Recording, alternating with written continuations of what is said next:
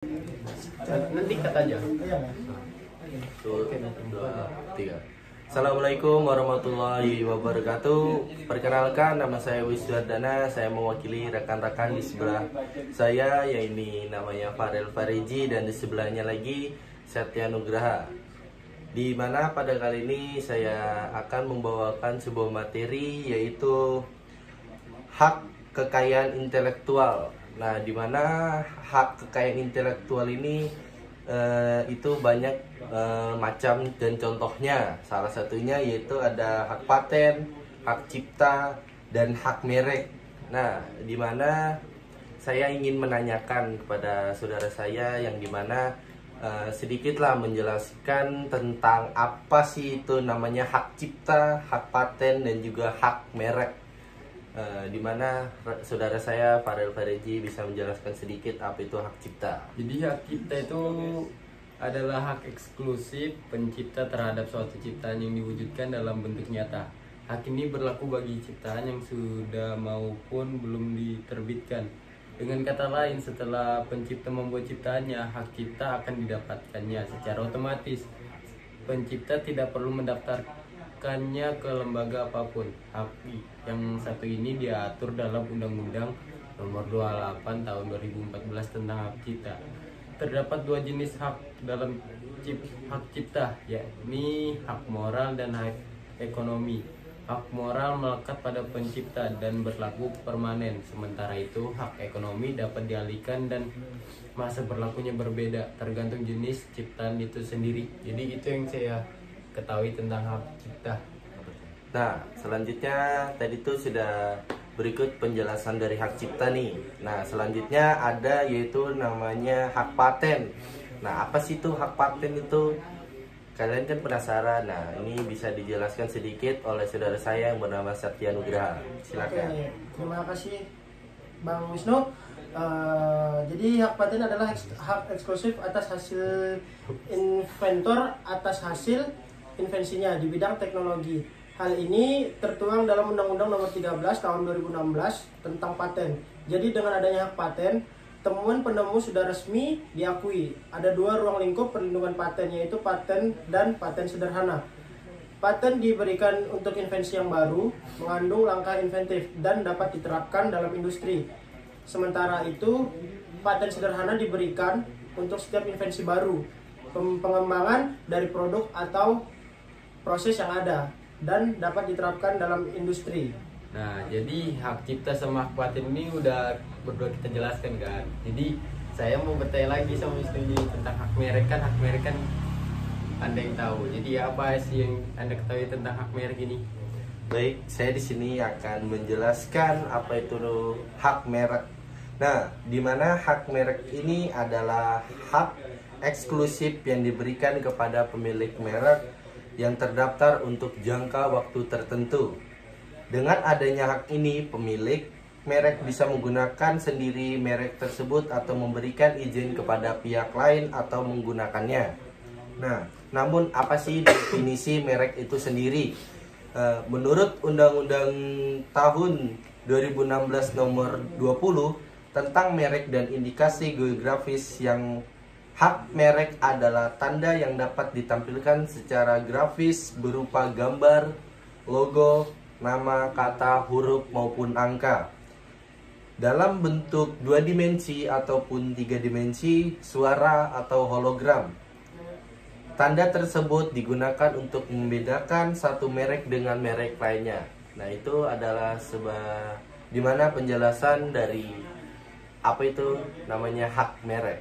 Nah, selanjutnya dimana ada yang namanya perbedaan di antara hak tiga ini, yaitu perbedaan antara hak cipta, hak paten, dan hak merek. Nah, dimana saya ingin tahu apa sih perbedaan dari antara tiga hak ini. Bisa dijelaskan oleh Farel. Nah, jadi salah satu perbedaan mendasar antara hak cipta, hak paten, dan hak merek adalah tujuan dari hak cipta adalah menentukan siapa yang berhak mendapat keuntungan dari ciptaannya. Hal ini tentu saja dilakukan oleh penciptanya. Dan untuk perbedaan hak paten ini bisa dijelaskan oleh Satya ini? Ya, jadi hak paten itu diberikan kepada seseorang atau sekelompok inventor. Tujuannya yaitu untuk menjaga agar hasil invensi tidak diproduksi atau dijual oleh pihak lain. Kemudian tujuan utama dari hak merek bisa dijelaskan oleh Saudara Wisnu. Nah, selanjutnya yaitu tujuan utama dari hak merek adalah menghindari adanya pihak lain yang menjual produk atau jasa dengan kesamaan produk. Selanjutnya ini adalah ada hal lain yang menjadi perbedaan antara hak cipta, hak paten, dan hak merek adalah sebagai berikutnya. Jadi hak cipta tadi dibedakan menjadi hak moral dan hak ekonomi. Hak moral dan hak ekonomi memiliki masa berlaku yang berbeda nih. Hak moral berlaku selamanya, sementara itu hak ekonomi atas ciptaan bisa saja berbeda. Contohnya pada ciptaan buku, lagu, drama, dan peta. Mengacu pada Undang-Undang Nomor 28 Tahun 2014, hak cipta untuk berbagai ciptaan tersebut berlaku selama hidup pencipta. Jika pencipta meninggal, hak cipta akan terus berlaku selama 70 tahun setelah pencipta meninggal, terhitung mulai 1 Januari tahun berikutnya. Jadi hak paten ini bisa dijelaskan oleh sama Satya. Ya, jadi hak paten yang masuk dalam kategori paten diberikan untuk jangka waktu 20 tahun. Sementara itu, invensi yang masuk dalam kategori paten sederhana mendapat hak paten selama 10 tahun. Kemudian hak merek bisa dijelaskan oleh Saudara Wisnu. Selanjutnya yaitu hak merek. Hak merek ini berlaku 10 tahun dan dapat diperpanjang. Nah, selanjutnya pada materi kali ini membahas tentang siapa sih yang berhak yang memegang haki atau hak cipta ini. Nah, di mana yang berhak memegang hak cipta ini adalah yaitu membuat salinan atau reproduksi ciptaan dan menjual hasil salinan tersebut, termasuk pada umumnya salinan elektronik, mengimpor dan mengekspor ciptaan, menciptakan karya turunan atau derivatif atas ciptaan, mengadaptasi ciptaan, menampilkan atau memamerkan ciptaan di depan umum, menjual atau mengalihkan hal eksklusif tersebut kepada orang lain atau pihak yang lainnya. Yang dimaksud dengan hak eksklusif dalam hal ini adalah bahwa hanya pemegang hak ciptalah yang bebas melaksanakan hak cipta tersebut. Sementara orang pihak lain dilarang melaksanakan hak cipta tersebut tanpa persetujuan dari pemegang hak cipta tersebut. Nah, selanjutnya ada siapa sih yang berhak memegang haki atau hak paten? Selanjutnya bisa dijelaskan oleh Bang Farel. Jadi hak paten ini dapat dipegang oleh seorang inventor yang berposisi sebagai pemilik paten. Selain itu bisa didapatkan juga dari seorang pemilik paten atau pihak lain yang menerima lebih lanjut tersebut. Jadi pemegang paten memiliki hak eksklusif untuk melaksanakan paten yang dimilikinya dan melarang orang lain yang tanpa persetujuannya. Jadi ada dua hal nih dalam hal paten produk: membuat, menjual, mengimpor, menyewa, menyerahkan, memakai, menyedia untuk dijual atau disewakan atau diserahkan produk yang diberi paten. Yang kedua, dalam hal paten proses, menggunakan proses produksi yang diberi paten untuk membuat barang dan tindakan lainnya. Jadi pemegang paten berhak memberikan lisensi kepada orang lain berdasarkan surat perjanjian lisensi. Jadi pemegang paten berhak menggugat ganti rugi melalui pengadilan negeri setempat kepada siapapun yang dengan sengaja dan tanpa hak melakukan perbuatan sebagaimanapun dimaksud dalam butir 1 di atas. Pemegang paten berhak menuntut orang yang sengaja dan tanpa hak melanggar hak pemegang paten dengan melakukan salah satu tindakan sebagaimana di dalam butir 1 di atas. Nah, jadi saya juga mau nanya nih kepada Satya, siapa sih yang berhak dalam hak merek itu? Ya, jadi siapa yang pertama kali memakai suatu merek, dialah yang dianggap berhak atas merek yang bersangkutan. Pemakaian yang pertama itulah yang melahirkan hak atas merek. Dalam sistem deklaratif ini pendaftaran merek hanya memberikan dugaan atau sangkaan hukum atau presumption juris bahwa orang yang telah mendaftarkan merek itu adalah pemakai pertama dan orang yang berhak atas merek yang bersangkutan. Apabila ada yang lain dapat membuktikan bahwa ialah pemakai pertama merek yang bersangkutan, maka pendaftaran itu dapat dibatalkan pengadilan. Kemudian selanjutnya bisa dijelaskan oleh Saudara Wisnu. Selanjutnya yaitu adalah bentuk-bentuk pembajakan yang ada di Indonesia. Nah, di mana yang ada terjadi di negara kita ini, di negara Indonesia, yaitu di mana orang awam atau orang biasa sering melakukan kejahatan seperti tanpa disadari untuk menjaga Anda tetap waspada dan menghindar terlibat dalam kasus seperti berikut. Yang contohnya yaitu awam. Yang pertama, penjiplakan karya tulis.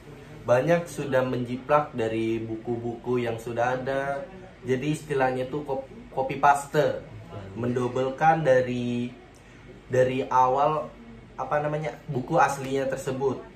Nah, dimana ini adalah pertama dalam melanggaran haki adalah penjiplakan, dimana karya tulis rentan terhadap plagiarisme atau pembajakan, terutama di era digital saat ini, dan mudah untuk menjiplak karya orang lain dan mengakuinya sebagai karya itu sendiri, seperti karya tulis seperti esai, buku, dan artikel. Nah, yang kedua yaitu penjiplakan konten di internet. Nah, di mana penjiplakan konten internet ini contohnya adalah plagiarisme atau penjiplakan konten di internet berupa gambar atau video, teks, dan lain-lain. Secara umum ini karena informasi mengalir dengan mudah di dunia maya. Yang ketiga yaitu pembajakan software, di mana pembajakan ini menjiplak perangkat lunak, di mana individu atau perorangan mendistribusikan perangkat lunak tertentu melalui internet dan membuatnya tersedia secara gratis untuk pengguna. Bahkan Anda harus membeli lisensi untuk memilikinya. Nah, yang terakhir yaitu pelanggaran hak cipta lagu, di mana seringkali menjadi sasaran pembajakan dan plagiarisme, seperti menyediakan tautan unduhan ke dalam situs website yang tidak berlisensi. Hal ini tentu saja bisa merugikan pemilik lagu karena mereka tidak mendapatkan royalti dari penjualan lagu tersebut. Nah, selanjutnya di mana kita akan membahas tentang keuntungan memakai piranti lunak asli. Nah, ini ada berbagai macam lah. Bisa sedikit dijelaskan oleh Bang Farel. Silakan. Nah, jadi di era teknologi seperti sekarang ini, kamu pasti sudah nggak asing lagi dengan istilah pembajakan. Dengan luasnya peredaran mereka, nggak heran rasanya kalau banyak orang yang sedang menggunakan program bajakan. Walaupun sebenarnya ada risikonya juga sih. Di lain sisi, ternyata ada banyak keuntungan yang bisa didapatkan ketika kamu menggunakan software asli. Yang pertama, tidak khawatir terkena virus. Menggunakan aplikasi original berarti Anda akan mendapatkan file instalisasi ofisial dari pembuatnya langsung. File instalisasi ofisial akan lebih kecil kemungkinan disisipi oleh program jahat maupun virus. Jadi Anda tidak perlu khawatir saat menginstalnya. Yang kedua, instalasi tanpa ribet. Tentu saja tidak perlu repot dalam hal instalasi, cukup ikuti saja yang tertulis di buku pedoman maupun tutorial yang disertakan. Tidak perlu kenapa gue tidak perlu mengubah file-file sistem dan mematikan internet saat instalasi program. Virus sudah pilih. Sorry. Lanjutkan ya, yang ketiga, jika terjadi error bisa menghubungi customer service. Keunggulan utama dari menggunakan software original, jika terjadi error pada aplikasi saat Anda gunakan, Anda bisa lapor ke developernya langsung dan akan dibantu untuk menyelesaikan masalah tersebut. Anda akan mendapatkan layanan khusus dibanding Apa sudah lu Ju? Oh, nangis aku Aku cowok. sudah nahan lo ini. Serius ya. Anda akan mendapatkan pelayanan khusus dibandingkan user yang menggunakan aplikasi secara gratis.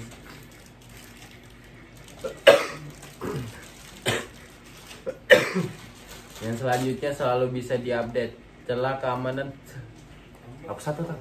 Eh, Satu. Selalu bisa diupdate. Celah keamanan selalu ada di setiap aplikasi komputer karena para developer aplikasi melakukan update aplikasinya secara berkala.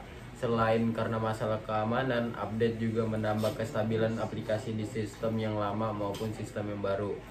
Kalau Anda menggunakan software original, Anda bisa langsung update dengan menu update yang biasanya terdapat di dalam aplikasi. Tidak perlu ribet mencari link download di internet yang belum tentu aman dari virus. Jadi saya mau nanya nih, cara mendaftar hak itu gimana sih untuk hak cipta buat Satya ini? Saya mau nanya. Ya, jadi cara mendaftarkan hak cipta itu ada 8 tahap dia. Nah, Jadi yang pertama itu masuk ke situs hakcipta.dgip.go.id. Nah, yang kedua itu lakukan registrasi untuk mendapatkan username dan password. Yang ketiga, login menggunakan username yang telah diberikan. Nah, yang keempat, mengunggah dokumen persyaratan. Yang kelima, melakukan pembayaran setelah mendapatkan kode pendaftaran. Yang keenam itu menunggu proses pengecekan.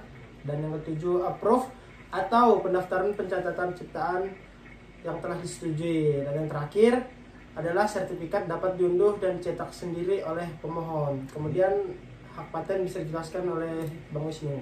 Gimana patennya semuanya kan? Bawah. Semuanya kan? Kamu aja sih dosa judulnya. Lanjutkan dimana jika permohonan pendaftaran dalam misi permohonan 4. Nah, Gimana Bang Wisnu? Bisa dijelasin. Bisa dijelasin? Nah, selanjutnya gimana sih cara mendaftar hak paten? Nah, ini ada beberapa cara pendaftarannya. Yang pertama yaitu ajukan permohonan pendaftaran dengan mengisi formulir permohonan dan membuatnya dalam rangkap 4. Nah, yang kedua, pemeriksaan administratif akan dilakukan. Yang ketiga, bila lengkap, masa pengumuman akan berlangsung selama 6 bulan setelah 18 bulan dari tanggal penerimaan. Permohonan pemeriksaan substantif dengan menyerahkan formulir yang telah dilengkapi dan membayar biaya DJHKI.